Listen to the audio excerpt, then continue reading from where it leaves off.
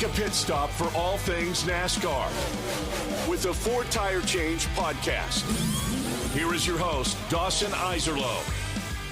What's up, guys? It's Dawson Iserlo back with you with the Ford Tire Change podcast. The NASCAR Cup Series playoffs roll on, and what a weekend we had. What a race. I think we've known this, the way that Kansas can present itself.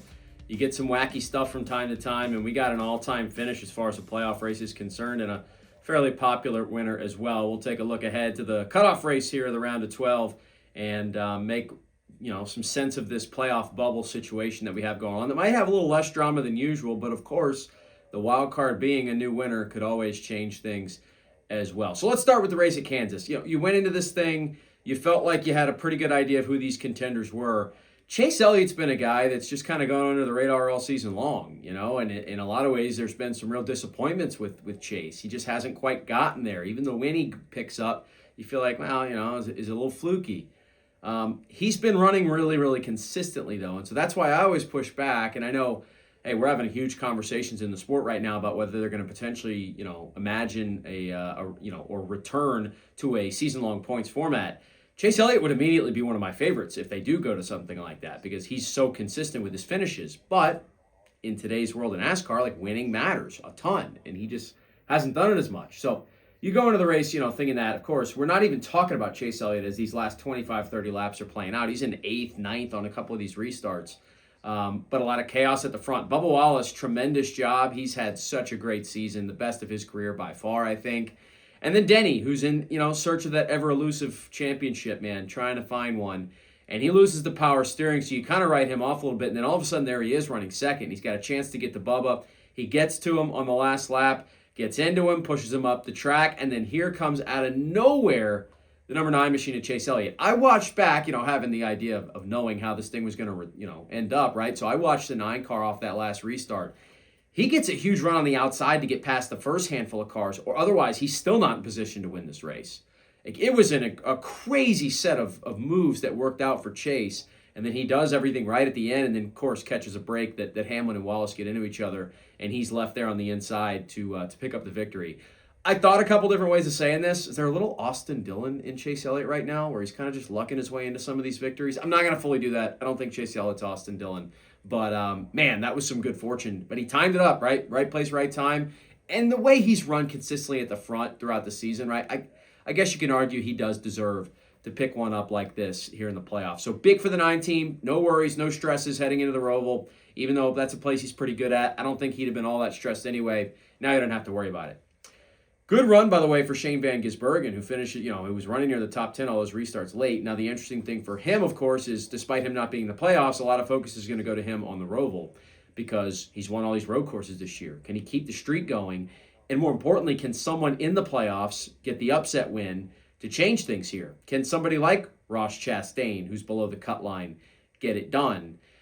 Chastain comes in 13 points below. He's the one who's actually got a shot if things go well for him. He's only 13 behind Logano. He's only 21 behind Briscoe. So I think Chastain is somebody who can afford to go into this thing saying, what kind of finish can we provide? Can we just get the best result possible?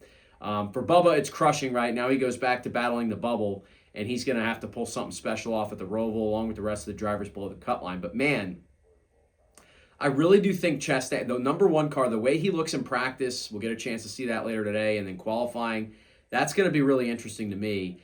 Because also, think about this too.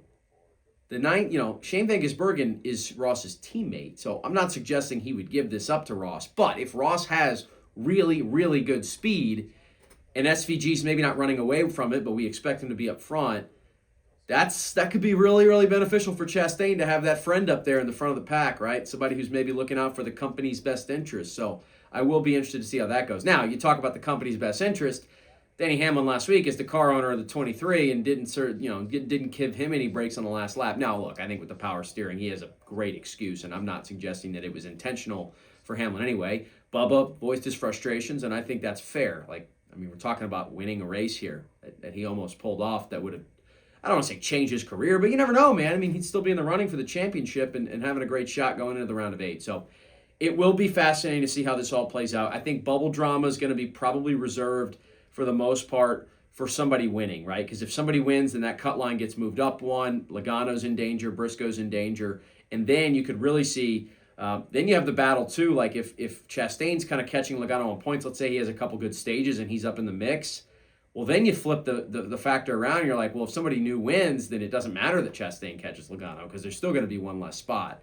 So that, somebody below them wins, of course, like somebody like Bubba. So I like this stuff. I think it's fascinating. Who knows how many more times we're going to have round of 8, round of 12 playoff cutoff races with the way this thing could be going, the future of the playoff format. So all that's going to be fascinating. Can SVG get it done? Man, he's been so dominant on these tracks this year. Can he continue kind of, in a way, the most dominant road course season in the history of the Cup Series? Like that's at play here, and he can kind of put a bow on that title if he gets it done. So can't wait for it. Sunday, 2 o'clock, green flag, I believe, over at the Charlotte Roval. I will say Charlotte Roval is not my favorite track in the world. I'd love if they just raced on the oval twice, but we've had that conversation before. As far as picking a winner, I'm not gonna overcomplicate it. SVG, give me the driver of the the car that hasn't been beat in road courses in quite some time. Give me SVG to win the race. If I've got to pick a dark horse though, somebody to kind of be around, be in the mix.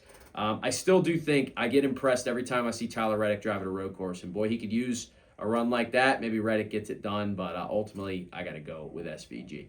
That'll do it for this episode of 4 Tire Change. Appreciate the support. Continue to like, comment, subscribe if you're enjoying it. Playoffs roll on. NASCAR Cup Series. D-Lo signing out.